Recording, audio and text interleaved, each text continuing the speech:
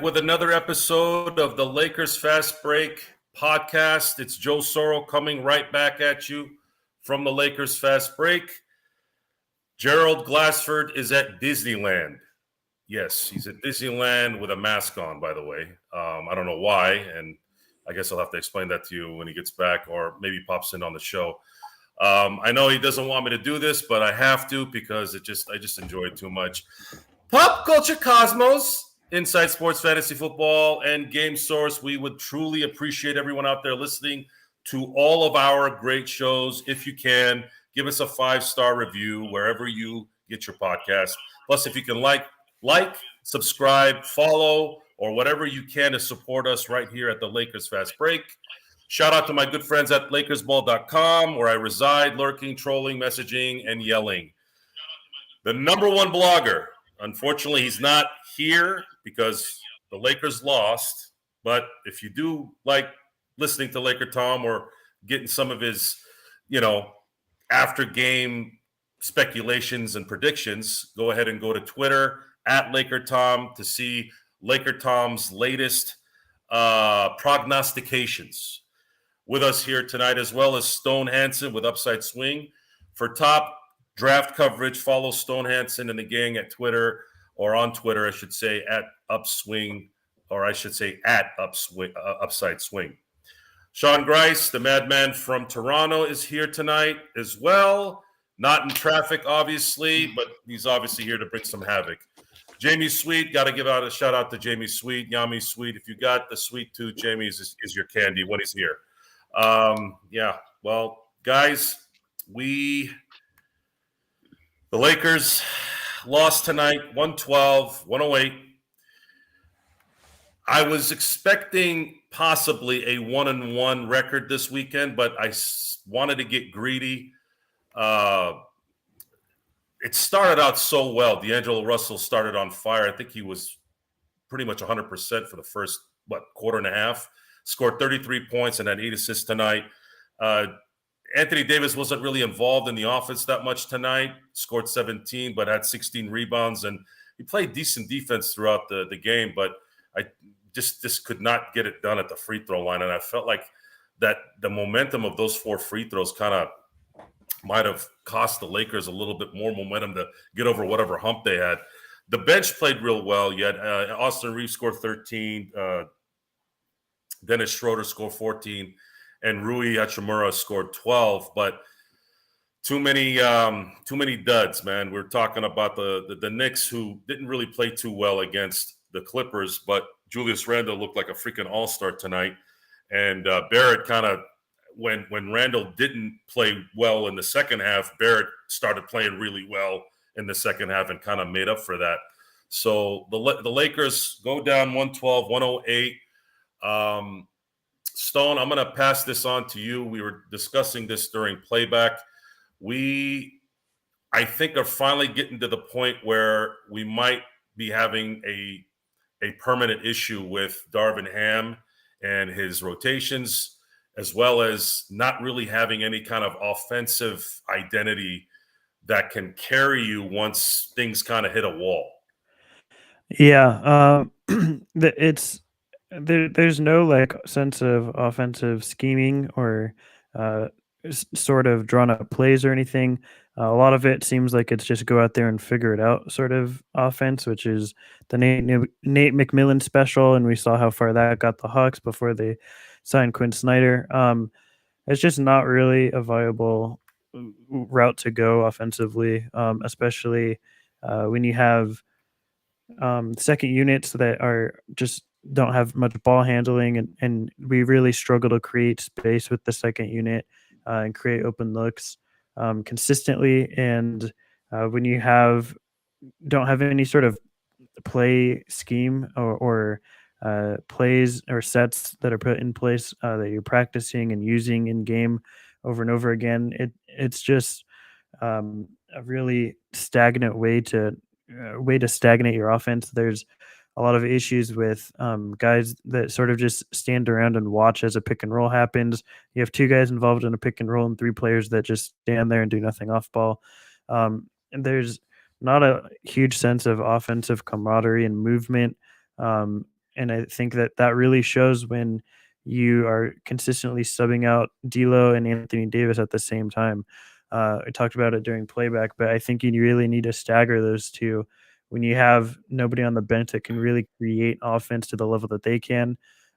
You have to be able to have someone in any sort of lineup that you can be like, okay, I need you to create something because nobody else in that lineup can. So when you're subbing them both out simultaneously, um, at the same time, every time over and over again, you're just going to go through scoring droughts. And we saw that to end the first quarter and into the second quarter, where it was our whole bench unit, and we couldn't really create a whole lot because both D'Lo and AD were sitting. And then you saw it again in the third quarter when he played both AD and D'Lo for a long period in that third quarter because he didn't trust that second unit to come out and create any sort of offense because he refuses to stagnate them. So Ham has a lot of issues, and I think that they really sort of reared their ugly head tonight. Yes, and between you and Sean, you guys had reiterated that Jared Vanderbilt not being in towards the last half of the fourth quarter up until I think what was a minute left. We needed some stops, and that's why you traded for Jared Vanderbilt. Maybe Darvin Ham was thinking we needed someone who could score and shoot, and obviously Jared struggles in that part of his game. But I think I share the same sentiment with you guys in terms of we needed stops during that time, and we had enough scores on there. But I don't want to look at this game and go into the same setup where we're blaming people all the time after a loss. But Sean, can we really not say that there was a structural problem with how the game was coached and how the rotations went? I mean, we're watching the game. We watched all 48 minutes, and we're still questioning during the game, like, well, why are you doing this and why are you doing that? And is it one of those things where, of course, when it doesn't work, you're a buffoon, and when it does work, you're great? So kind of make this clear and let everyone know: are we being hard on Darvin Ham? Are we blaming somebody again after a loss, or is this legitimately an issue, like Stone said? Well, yeah, no, Joe, I think it's a little from column A and a little from column B, but I think more so it's just like if so the confirmation bias is that Ham struggles with rotations and game management. If you're going to use this game as an example, it would be it would be a perfect example of why that's true. It wouldn't be an outlier. I think the Raptors game is more an outlier than this one. Uh, yeah, like look, there's no team in Jersey anymore, but I gotta use a phrase that Jersey uses. His rotations have been straight cabbage, Joe. They've been straight cabbage, like pretty much for all year. Even more so since the Russ trade because he now has a group of players. He knows what roles they have. He understands what they can do and what they can't do. And you've got Vando sitting his ass on the bench for like 5.5 minutes, and like Stone doesn't have any veins in his forehead, but if he did, one would like be starting to pop. I was getting frustrated at that. I mean, this is exactly what you got. And even if, let's just say, even if you had the coaching philosophy tonight that for whatever reason you didn't like Vando on Randall, well, okay. Well, you can slide AD onto Randall and at least put Vando on RJ Barrett because nobody in our backcourt could stop him from getting into the paint and getting what he wanted.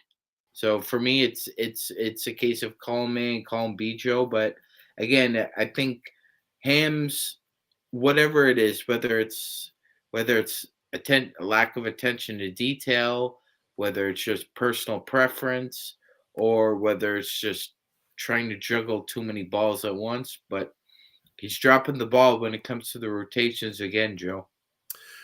Again, Lakers fall to the Knicks. The Knicks exact revenge from their loss at Madison Square Garden. Lose to the Knicks 112-108. The Scarlet and Blue said something just now on our chat that kind of connects with what I'm saying. This was simply overall. I'm not saying what you guys are saying isn't correct, because I believe a lot of it was that, but it just seemed like the Knicks were a basket ahead all game long, even when it kind of seesawed to where the Lakers got the lead a little bit. It just seemed like the Knicks were playing a little bit above their heads. And you guys heard me over playback. I'm in a lot of ways, I'm a lot different on playback than I am on here, because I have to kind of calm down, which that's funny for some people to think while we're on here, because I've been pretty vocal on certain things throughout the year. But the Knicks just seemed like they had an extra step. They were making an extra basket more than the Lakers. And in the end, the Lakers just couldn't catch up to it. I only really hate this loss because it's at home. I don't like losing these games at home, especially after you had a day off and you come off such a great win against Toronto. And again, you had D'Angelo Russell just on fire at the beginning, and you couldn't take advantage of it. And that's kind of the bummer on that. But what I think the Lakers need to do is they need to regroup here and get ready for a back-to-back here Tuesday and Wednesday. You're playing the Pelicans, which could be it'll be the tiebreaker. If the Lakers win this game, they'll own the tiebreaker, which will give them at least 2 games ahead of the Pelicans should they tie at the end of the season. And then you got Houston on Wednesday. So these are 2 absolute have to wins. I mean, have to wins. You cannot lose. You cannot lose to the Pelicans because of the situation we're in with them specifically. And then you can't lose to Houston. You lose to Houston, you might as well just pack your bags and go home. So, Stone, what's in store on Tuesday? Can the Lakers just put this in the back of their heads and say, you know what? They just had an extra step on us tonight, but we're going to come back and essentially stamp the AD trade on Tuesday as 100%, even though it already is. But really stamp it, because now the Pelicans are at risk here in the next 2 weeks, or I should say 3 weeks, of not being able to do jack squat in what you're really good at, which is the NBA draft. So what do you think happens Tuesday, and how does it play out?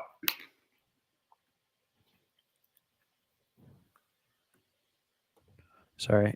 Tuesday is super. Man, you can help it. I know. Talking to myself on mute.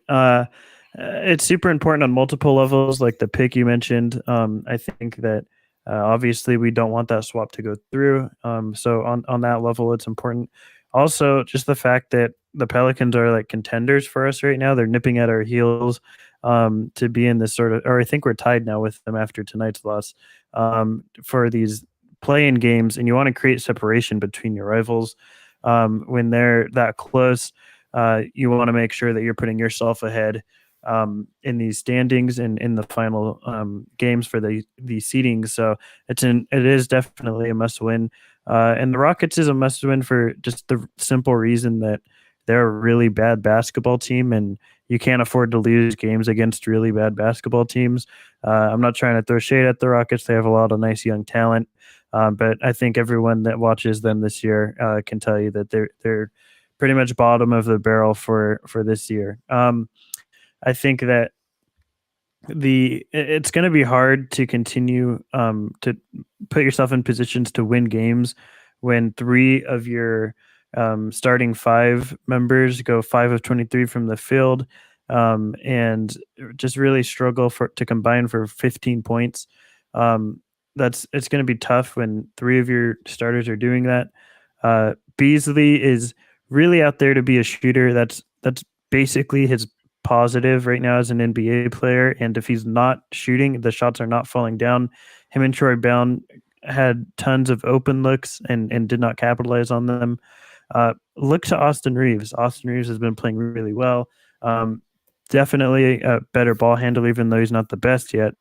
and definitely a better secondary passer and connective passer. So Troy Brown has been passing really well. Troy Brown has been defending really well. So it's a little bit more excusable when the shots aren't falling for him because he does other things on the court. But when Malik Beasley his shot's not falling, there's not much else he's doing. And I would look to Austin Reeves. Going up against the Pelicans, obviously they have a lot of shooting. Trey Murphy went off for 41 points today on like 9 threes. CJ McCollum can always get hot. Brandon Ingram can always get hot. And they have defense. Herb Jones is an excellent defender, obviously. They're super long with Trey Murphy and Brandon Ingram.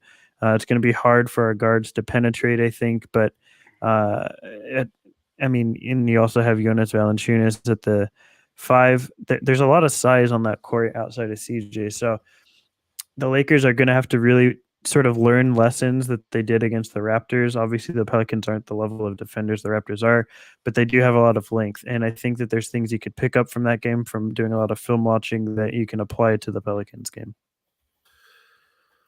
Lakers go down 112-108 against the New York Knicks.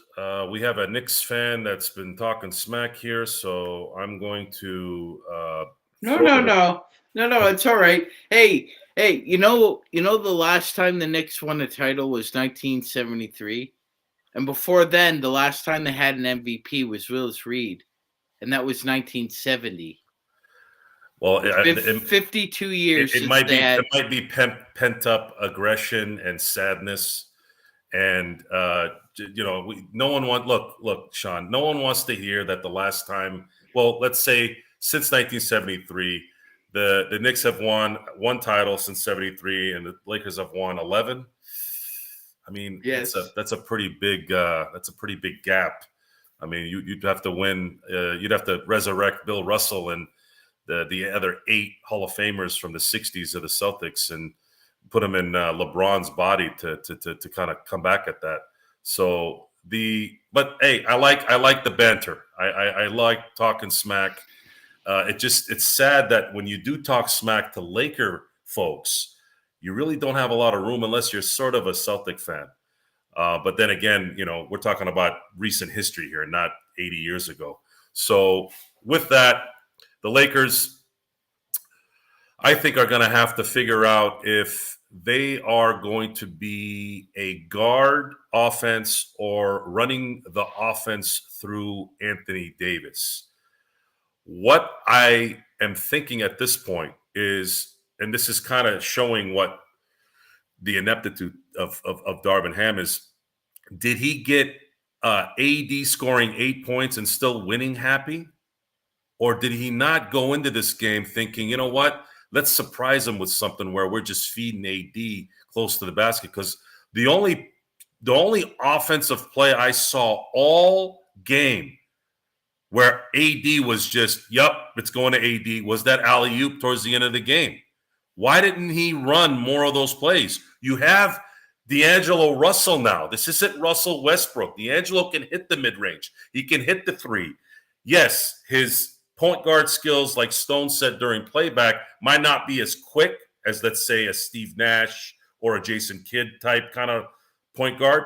But I'd like to think that the length that Anthony Davis has can give you a little bit of room to where you can do a coherent pick and roll and get AD at least 3 or 4 of those, put back alley-oops at the very least. So you know what, Joe? Yeah, it felt like a couple of things were happening. It felt like there wasn't really a conscious game plan to get him involved early, and it also felt like that Davis himself, as Stone kind of was astutely pointing out during the broadcast, I think at times AD was baiting Mitchell Robinson into foul trouble and trying to get him into isolations where he could take advantage of that, and it just wasn't happening. And it seemed like it was frustrating him a little bit because Julius Randle's, of his 33 points, I believe he had 23 in the first half.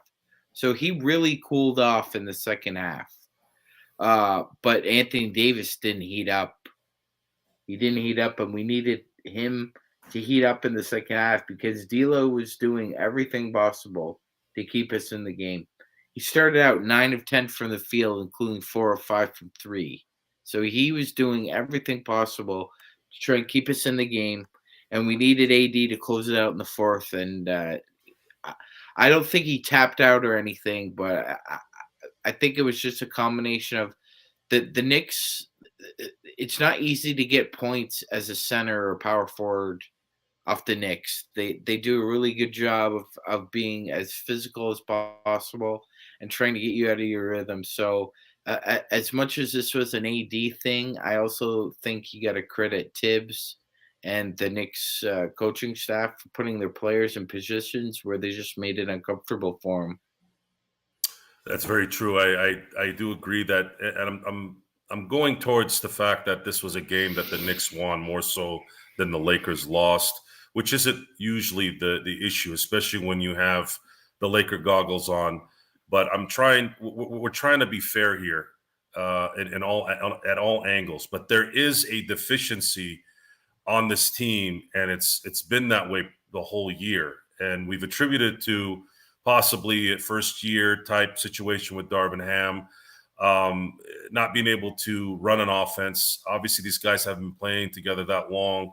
Malik Beasley is struggling this last few games, not being able to kind of get into any kind of rhythm. And that's another thing I wanted to throw your way, Stone, is, okay, let's forget AD for a second here. AD is a superstar. AD is a future Hall of Famer in his prime.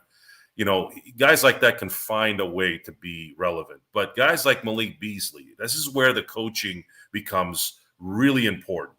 When you see a guy that has his talent, that needs a certain setup for him to be utilized correctly and can help the team tremendously, what can Darvin Ham do? What kind of offensive setup can he do to keep Malik engaged and in rhythm and helping this team be deadly from all angles of that offense? You're on mute, Stone. I do this on my own podcast a lot too. I got to get better at this. Yeah, the issue I think with Malik starting is that, or I guess sort of the dynamic you have to figure out is that he needs someone that can create for him. Malik Beasley cannot create his own shot. Who is the best playmaker on this team? It's D'Angelo Russell. So you have to sort of play them together with LeBron out, which means I guess you do sort of have to start Malik Beasley in that sort of situation. But you know, because he's not going to get sort of the same looks that D'Lo is creating for him. I think running pick and rolls would actually help Malik Beasley quite a bit. Not as the person running them, but if D'Angelo is running it with Anthony Davis, then you know, maybe they respect D'Angelo more as a shot maker or a shooter right now, and you can get some help defense sort of shading your way. And D'Angelo is a good enough passer out of the pick and roll to wings to make that work and get Malik more involved. He showed it on early tonight. I think they did it like twice with both Beasley and Troy Brown, where D'Lo's making incredible passes out of the pick and roll. So doing more of that, I think, can certainly help. I also think that if you're doing like dribble handoffs where you have sort of give and goes between him and Malik, that can work. There's things you could do. Part of coach's job is to make sure that your stars aren't the only ones that are carrying this team. You don't want it to be that AD and D'Angelo are carrying this team night in, night out all by themselves. You want them to have help. You want them to have somebody they can rely upon when, you know, if their shot's not going down, they need help. And I think that Malik can certainly be that when his shot is on, but you have to figure out ways to get him involved. The other thing is, like we talked about with the Raptors, when they're struggling to create space, especially the bench, who's really struggled to create sort of any space. And if you want to play Malik more with the bench, running like more horn sets where you have two bigs that set double picks and they drag back down, and hopefully they can bring another defender from the wing with them, especially if it's like Anthony Davis. and then you have Malik open, hypothetically open for a three. There's different things and different plays and sets you can run to get him more involved. But yeah, there's the coach has to figure out ways to get him involved. Jared Vanderbilt obviously has a much more limited offensive skill set without the shooting, but he is someone that can handle the ball a little bit, someone that can pass very well. And there's ways to use that to your advantage that Ham doesn't seem to be able to put all the pieces together and make them fit. But yeah, there's certainly ways to make Malik work, but it takes a little bit more creativity, and I'm not sure Ham has really shown that he has that up until this point. Yeah, it's a great point, and that's something they're going to have to assess here at the end of the season, if the season should end kind of the way the Lakers season has gone. Sean, we're going to be playing the New Orleans Pelicans on Tuesday. I know tonight is about the Knicks. I know we lost, but do you see this team thinking about this game Tuesday, or do you see them putting this behind them? Because I feel like we have some criticism towards the coaching, but I felt like this was one of those games that just the other team just did a little bit more to win instead of, again, the Lakers losing. But what I don't want to happen is I don't want them to go into this next game feeling like, we could have won and, kind of down on themselves. Are they going to be able to switch back to, all right, next two games, let's win this, and we'll get back on track. And the schedule really gets pretty easy after this. And can they make a run where they're going to score, where they could go maybe 4 or 5 games in a row?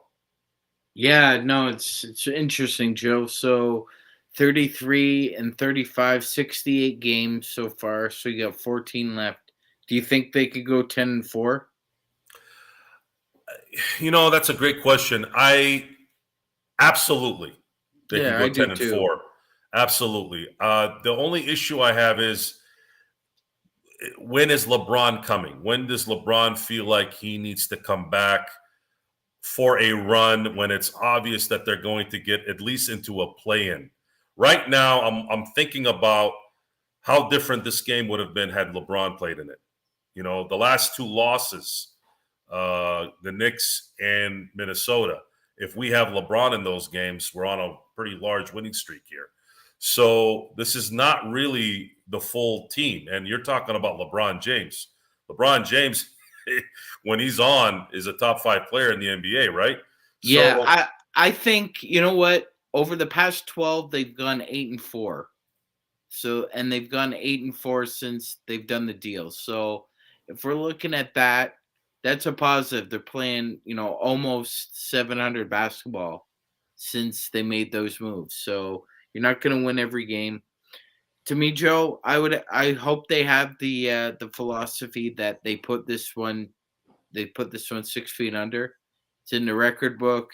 Take it as an L and you move on.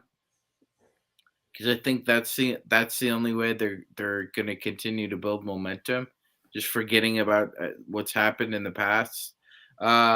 So 4 teams now are tied at 33-35. The Lakers, Pelicans, Thunder, and Jazz all have 33 and 35 records. And that Golden State game yesterday really bothered me. My God, it was like, I've never been a bigger Bucks fan than I was last night. Oh my God, I was at my kids' dance competition, and I'm following it on my phone in the lobby, and I'm going, "Don't let Steph shoot! Don't let Steph shoot!" And then Sean messages me, "Steph made a 3-point." I was watching it on the ESPN Gamecast because for some reason I couldn't get a signal in there to watch the game on ABC. So I'm sitting there, I'm going, just as long as you don't let that guy shoot, they probably should win the game. Freaking guy hits the 3-pointer, and right away, as soon as I saw that, after they scored that first basket, and then I think 5 straight points after that by Golden State, it's over. Then I got to come back. They couldn't score. But anyways, the Lakers can no longer really think about what's around them anymore. They got to just focus on this next 14 games. And man, I don't I would really hope that they can go 10-4. 10-4 would be a good way to end the season. Hopefully, with LeBron playing maybe 2 or 3 of the last games and going in with maybe a 2 or 3 game winning streak with him on the team, and that's kind of how I'm looking at that. In the meantime, I think we're going to have to figure out if we can set up an offense here that can be a little bit more flexible, depending on who they're playing. I think that's one thing that I have noticed that's just not been fixed this year, even with the infusion of talent that we had, is we can't adapt game in and game out to different styles of basketball. And that's something I want to start seeing an improvement in before we hit the playoffs, because obviously you're going to get a hell of a lot of that during the playoffs, and you're going to have to do it in 4, 5, 6, and 7 game series. I got to admit, guys, I can't even, my brain doesn't register the playoffs yet. Are you guys feeling that at all? I'm not even like the fact that when I said 14 games left this season, it's not registering that at the end of this will be another, there'll be more games, because I've been so out of it all year that I just kind of assumed that we're not going to be there. So I don't know if that's something the players are feeling as well. I know I am, but I don't know. What do you think, Stone? How do you feel about this stretch run here? I'm always I like big picture strategy. I like strategy a lot. So I'm always looking ahead to the playoffs and seeing what seeding might be. It's also super important now to keep tabs also on what the teams tied with us are doing. Those games are just as important as Laker games right now, because you want to see who they're playing and how they're matching up and everything like that. I think the Lakers can go 10-4. I think that they're probably taking it one game at a time, just like sort of we are with post game coverage, just one game at a time, trucking along. Game planning for each game. They're finishing out with a lot of conference rivals right now, so they're playing a lot of teams a couple times. There's a lot of bad teams that are tough, if that makes sense, that are still competitive. They just don't have many wins. And then there's a lot of winning teams right now that are sort of on slides and in free fall. So it makes it difficult to try and predict what they're going to do game to game and how they might play.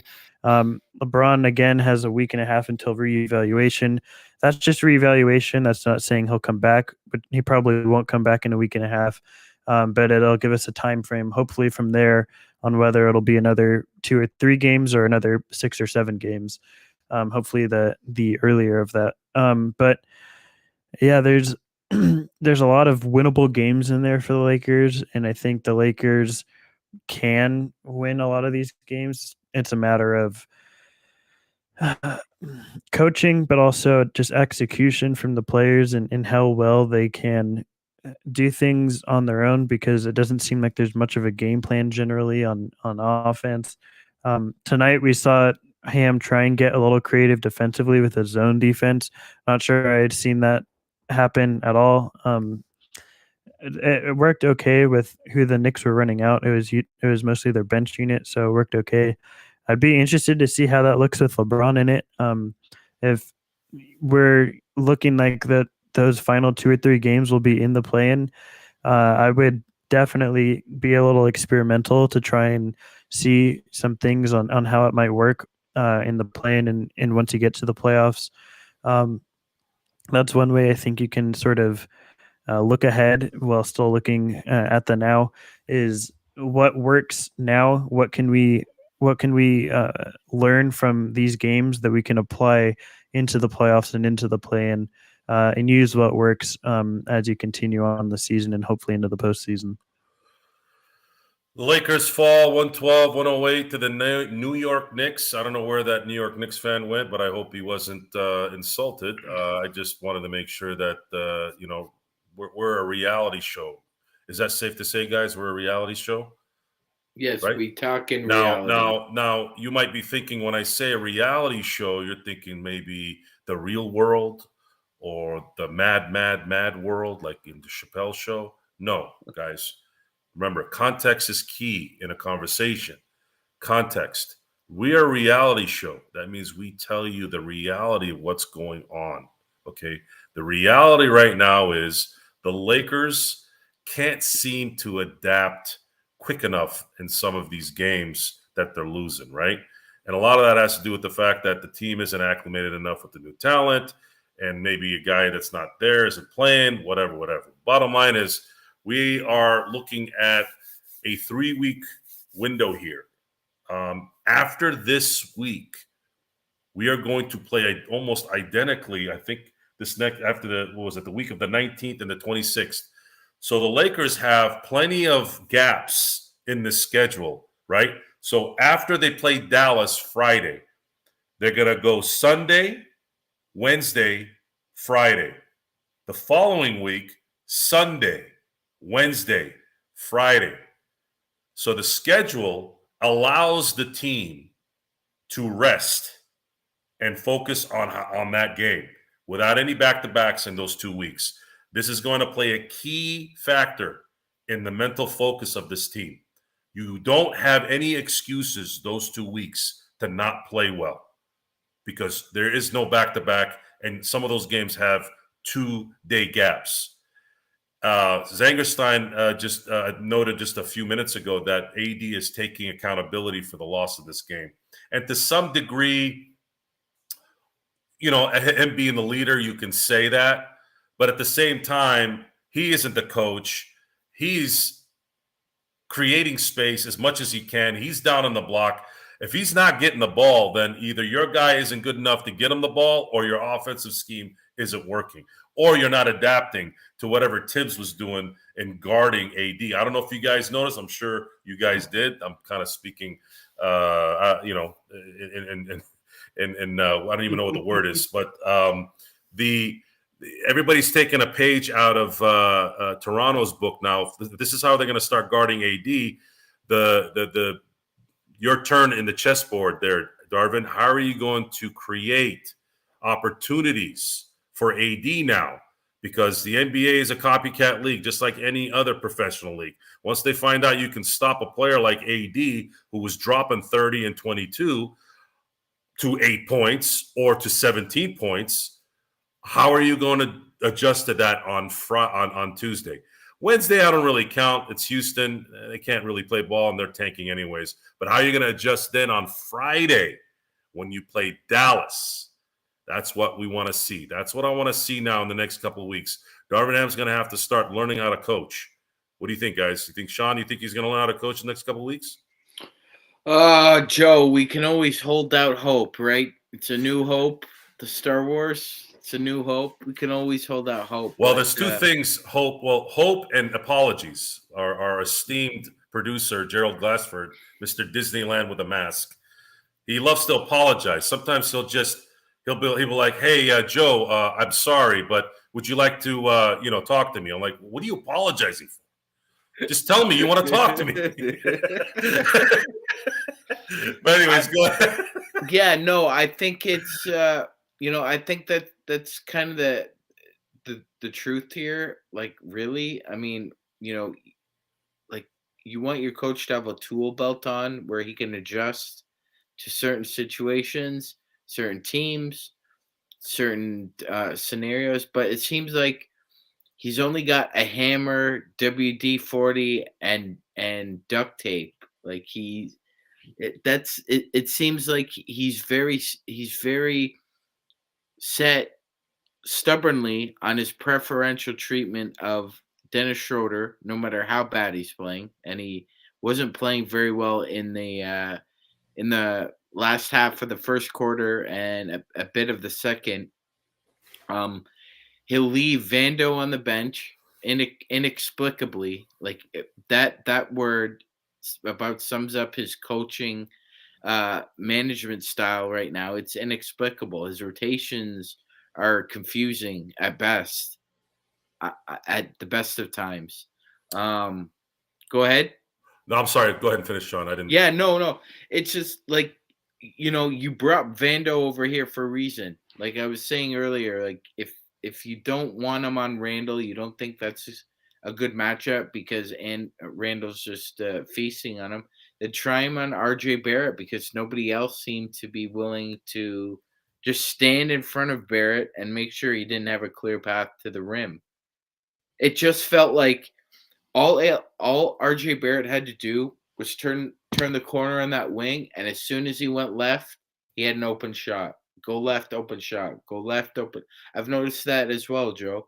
We saw that with Memphis a few days ago. They were all going left. I don't know what's going on, but there's definitely some scouting report that says go left on the Lakers in the paint because it's been a common theme, and we've also seen I don't know why, like you saw the difference tonight, right?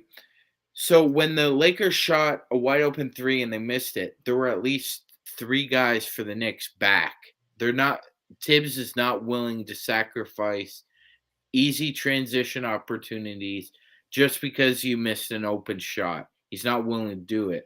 I'm not sure why Ham doesn't have the same philosophy, but we can't, even with Russ gone, Joe, we still have that problem where guys are not sprinting back when a shot is missed. They're either jogging or talk smack to the ref, and then they're interested in what's going on the floor. Well, I that's like saying why can't Darvin Ham be Phil Jackson on offense, right? Tom Thibodeau doesn't get enough credit for devising a defense that stopped during the second. Let's say I don't want to call the Gasol, Kobe run or era a dynasty because two championships isn't considered a dynasty to me. But in that 2008 finals, he devised a plan to stop what was the best offense of that three final appearance team, right?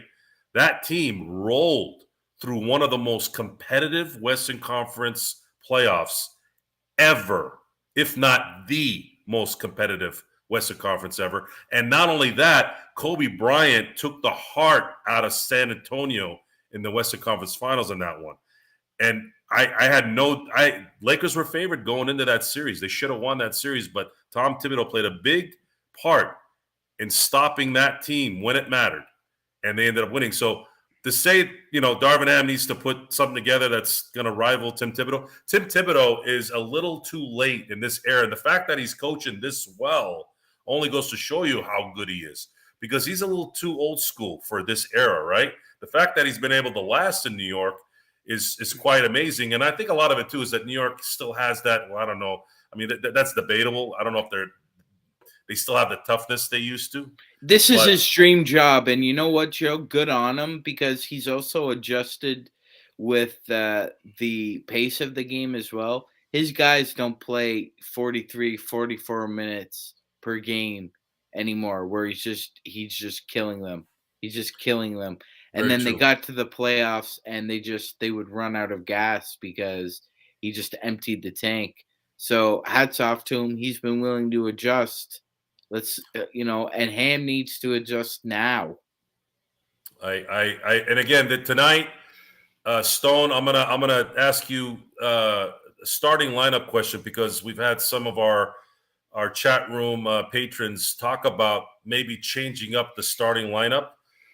Today, I'd say a little bit of the kind of what I thought might have been an issue, which was Troy Brown Jr. missing all those open shots from three.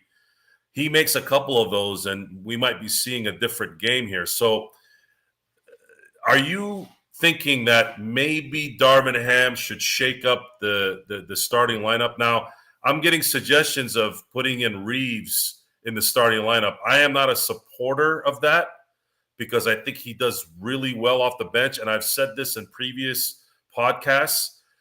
Austin Reeves is a sixth man of the year on a title team.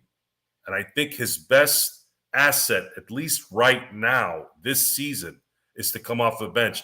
But do you think that he would reinvigorate that offense? Do you think you'd want to run a three-guard type? I mean, I know he's a forward, but he controls the ball like a guard. Would you want to start the game with him and Schroeder, let's say, or actually Schroeder would be coming off the bench.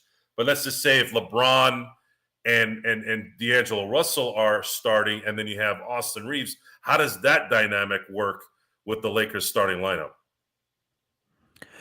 I think it changes quite a bit. If LeBron's back, I would be starting LeBron for Troy Brown Jr. and keep Malik Beasley in the starting lineup because, like I said, Malik thrives best when he has somebody creating shots for him. And if our two best shot creators and playmakers are in the lineup together and Malik's also there, it opens up a lot more opportunity than what we're seeing for Malik currently. That being said, I think LeBron is out, I don't think it would hurt at all to start Reeves over Beasley at this point. Um, LeBron is out with injury. I think Reeves offers more than Beasley does, just all around. He's probably not. He's not the more. He's not as versatile a shooter as Beasley is. But when Beasley's shots aren't going in, he's just not really contributing anything else on the court. I think that Austin Reeves is a better defender, better ball handler, better passer. Not again the same level of shooter, but he's proven that he can be like a reliable floor spacer. So while LeBron is out and while Malik is really struggling, I would be a proponent of starting Austin Reeves. But once LeBron gets back and healthy, I would probably continue to bring Reeves off the bench.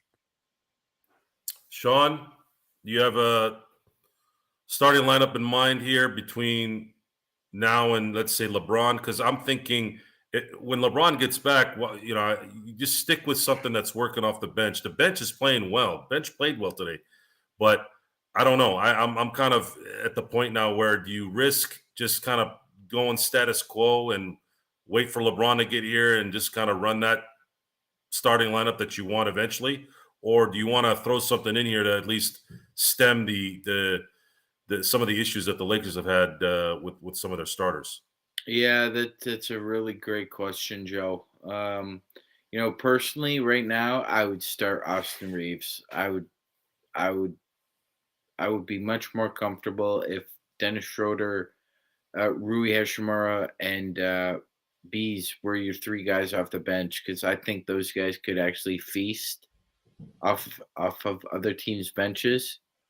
I think it's a better fit with Reeves out there.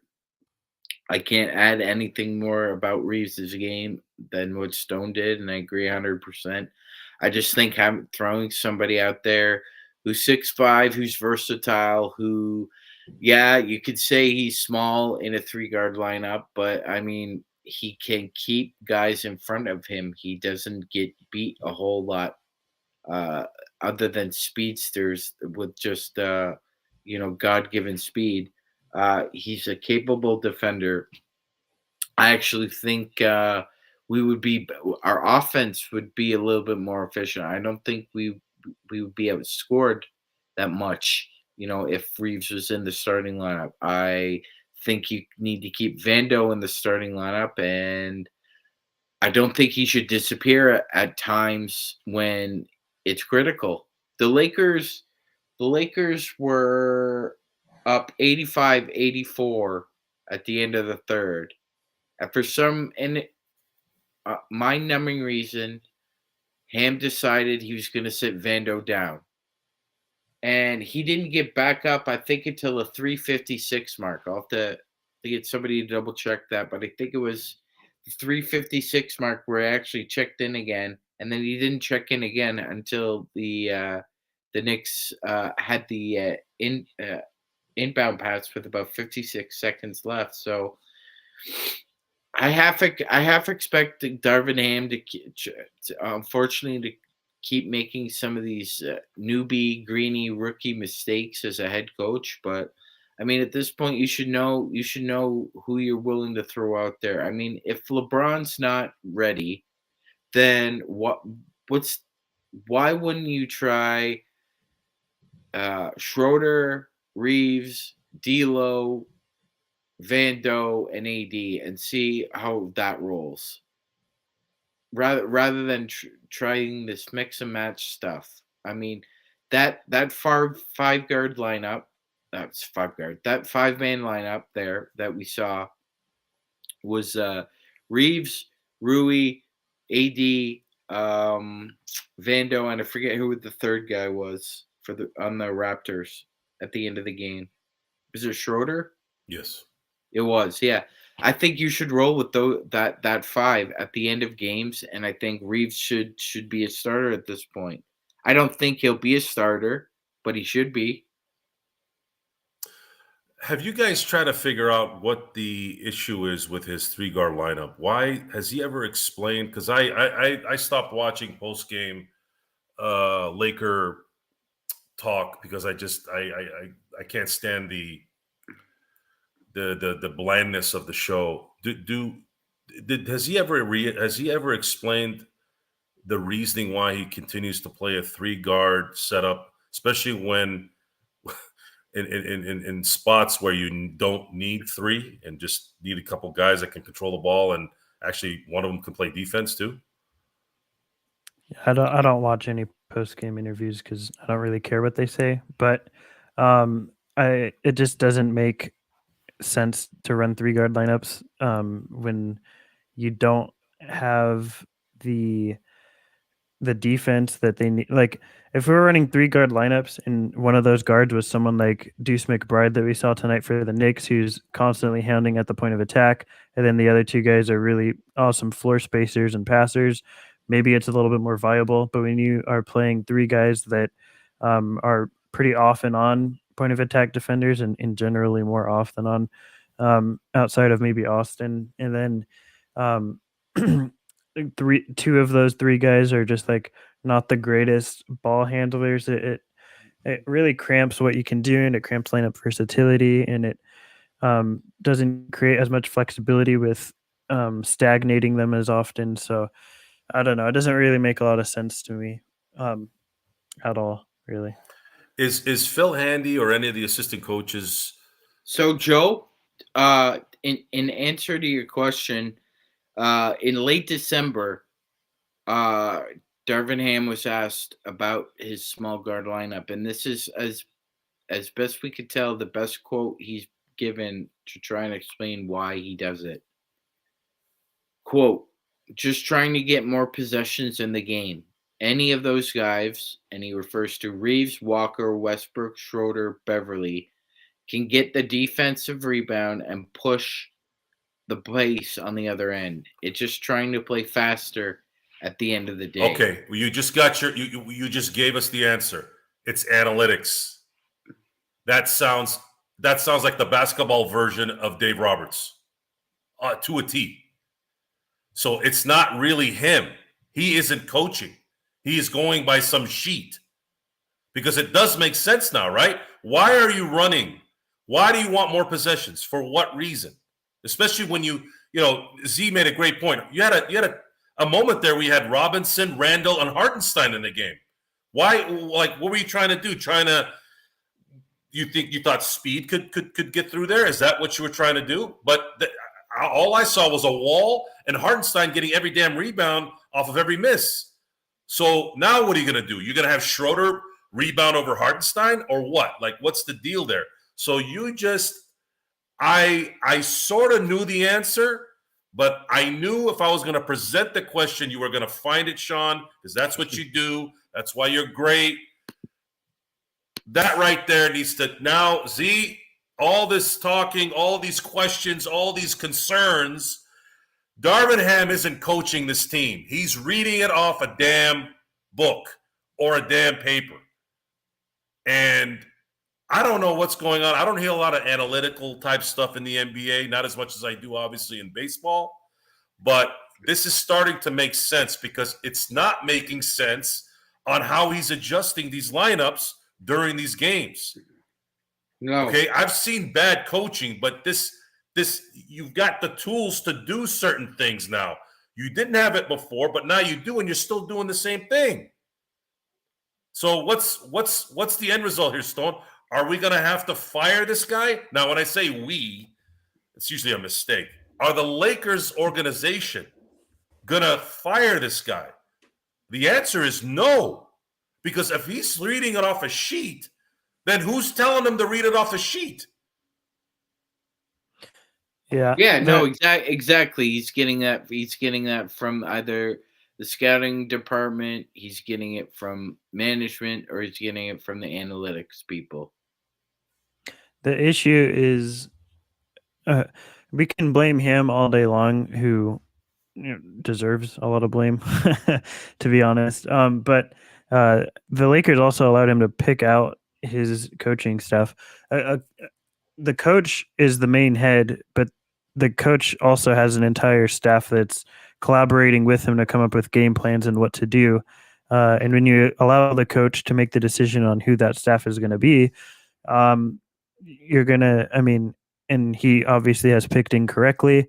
It leads to a lot of issues. Are they going to fire him? No. Should they? Yes. Should they have ever hired him to begin with? No. There's a reason he was out there for as long as he was. And the Lakers missed a golden opportunity with Quinn Snyder on the market. Good coaches don't end up on the market a ton. Like the coaches are always the first line of defense for teams when they're struggling. They're always the first to get the boot, always the first to hit all the blame. They have to change something, and usually it's harder to change a roster than a coaching staff. So coaches will get fired usually first, but it's not all that often that good coaches last very long on the open market. Lakers had a chance, blew it. Obviously, it's tough to change your coach and coaching staff midway through the season after the deadline, but I don't think they should have ever hired him in the first place. So the blame is on Darvin Ham in games, the lack of in-game adjustment. The adjustments he does make are bad, but in reality, I mean, the Lakers are the ones that hired him, and they care more about this Laker legacy thing than anything. Like, look, Darvin Ham was an assistant for us for a long time. Ultimately, I think that's what got him an interview for this job, because he's been with the organization before. And when you care that much about it, about someone that has been a part of the organization in the past, you're missing out on a lot of really good talent that's in the present because they have not yet been a part of your organizations. So the Lakers have blinders on, and they need to take them off. Well, Sean, you're an NBA connoisseur, so you're gonna, know a little bit about this. So Quinn Snyder going to Atlanta. This is Trey's last stand. I've heard that hiring Quinn Snyder is that, hey, look, you've already gotten 2 coaches fired. Quinn Snyder is not going to get fired this time. This time we're going to trade your ass if you don't get your act together. So I'm looking at a future of a Troy. Trey's not going to be in Atlanta long. I thought he'd be traded this year, but I think next year or maybe this summer there might be a possibility of that being what it is. And Quinn Snyder, if we're going to go off Laker legacy, I mean, he was an assistant coach with, I believe, wow, I just drew a blank. Coach of the Sacramento He was an original assistant of Bud's in Atlanta. But he was also coach with, why am I drawing a blank? The coach of Sacramento Kings. Yeah, Mike Brown. Mike Brown, right? So I heard, I don't know if this is true, I heard that Quinn didn't want the job in LA, and it was cleared. I don't know if you guys heard that, but the coaching decision hires have always kind of plagued the Lakers in between their championship runs. Frank Vogel was the anomaly in that he wasn't a great all-time great coach like Cutler and Riley and Jackson, but he is one of 5 coaches to win a title with the Lakers. Bill Sharman being the 5th.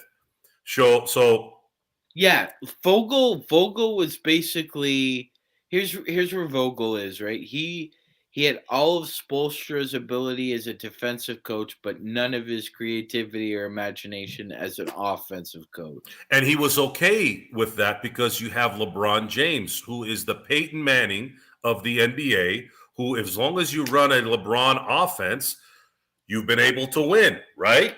So it made sense. But can you win a championship with a bad coach? No, You can't. Let's talk about that. Since we're talking about Darvin Ham, and we've talked ad nauseum about his lack of ability to run an offense or adapt in-game decisions. What's going to happen here? Like what's the future here? Are we going to be the one team where, let's say, if everybody stays healthy next year, we win with a bad coach? Who would you have considered maybe not a bad coach, but a mediocre coach that's won a title in the last, let's say, 40 years? Going back, you'd have to. I mean, it's near impossible. It probably has happened before, but it's the anomaly if it does. See, in the NBA, up until 2019, when it came to talent, I remember I did a statistic. Since 1979, you're going to love this, Sean. This is your kind of thing. 1979 till that 2019 season, which was Kawhi Leonard.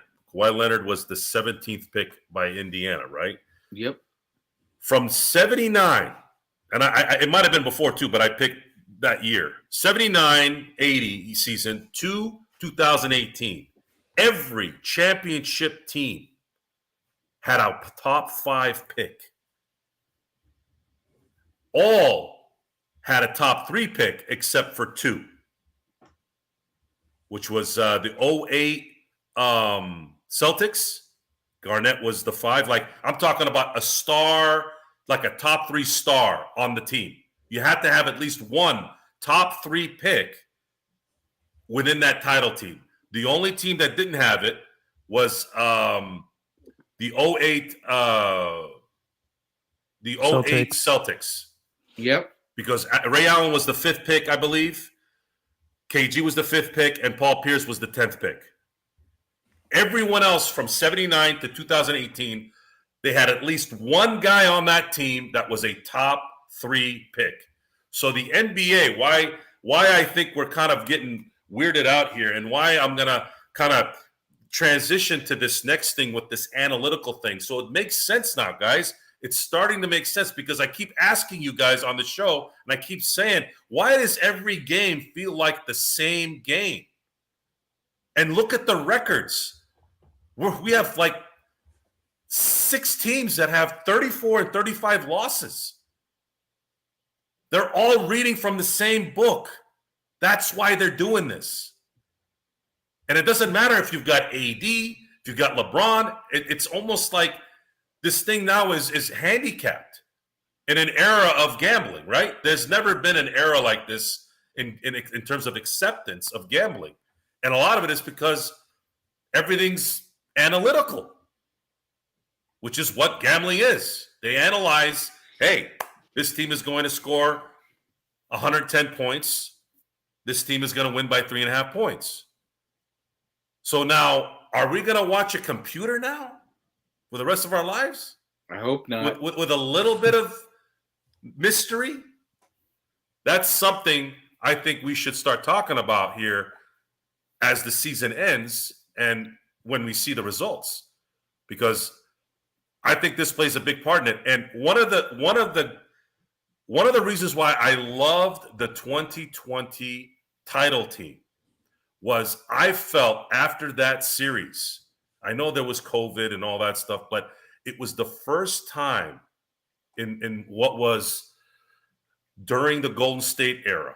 So let's say that 5-year window where I felt like the Lakers had the 3-point buster defense. They busted that new wave offense because you had a freak. You had a freak back there, Anthony Davis, who was guarding 8 people. He was guarding the people in the stands. He was backing up Caruso's guy. He was backing up KCP's guy. I mean, I still can't. I go back to Game 6, that first half, and I'm talking, if there's ever any coaching that needs to be visualized, play the first half of that game and highlight Anthony Davis. And you will see the mastery of defense that I don't think I've seen in my life. Maybe Hakeem Olajuwon. Maybe Hakeem Olajuwon is in terms of what I've seen with my own eyes. I have never seen a human being guard that many people at once. I mean, I told you guys, I felt like it was Troy Polamalu playing. That's how Troy used to play. So, well, when actually, Joe, when we watch the Rockets on Wednesday night, you'll be seeing the Şengün Shake. He actually does a really great interpretation of Akeem's move, and I'm pretty sure he's going to try it on somebody. I gotta admit, in the mid '90s, when the Lakers were kind of in that transitionary mode, I really fell in love with Hakeem Olajuwon's run, and whew, man, it was mastery of the game, and I almost was a Houston Rocket fan during those 2 seasons. I actually got nervous watching those guys play, and I remember sitting back going, man, God, what's going on here? Am I turning into a Rockets fan? But then, of course, I slapped myself a few times and I was fine. But yeah, it's just when I go to work, I tell people I'm not a manager, I'm not an owner, I'm not a boss. Okay, and my guys are not just simply workers; we're problem solvers. So as we're on this Laker train that we're never going to get off of, I even if I wanted to, I couldn't. I want to solve these problems. I want to know what's going on. I want to explain. And there's so many great people out there on the chat that are just giving us the roots to make this bloom, Stone, to where what are we going to be able to say and how to explain why these things are happening, and obviously how they're going to get fixed. How they're going to get fixed, we don't have that control. But I'm happy that we're at least identifying it and it's connecting with everyone that's listening to it. So with that, Stone, I know I want to say that I'm extremely happy you've been here consistently over the last week or so, or I think it's been 2 weeks now, and I'm really looking forward to you staying on, because I think there's an element here that you are really keen on, which is the future. Drafts can be very, very, very fun topics, especially towards this time of year. I know we've been talking a little bit about some of the guys that you've been watching, lounging around in the G leagues and in the high schools and all that stuff. But what has anything come up since the last time we talked? Is there anything we should know here that on what to expect before we call it a night? The Upside Swings, we did a selection Sunday as they were rolling in. We gave our live reactions today. That'll be out tomorrow.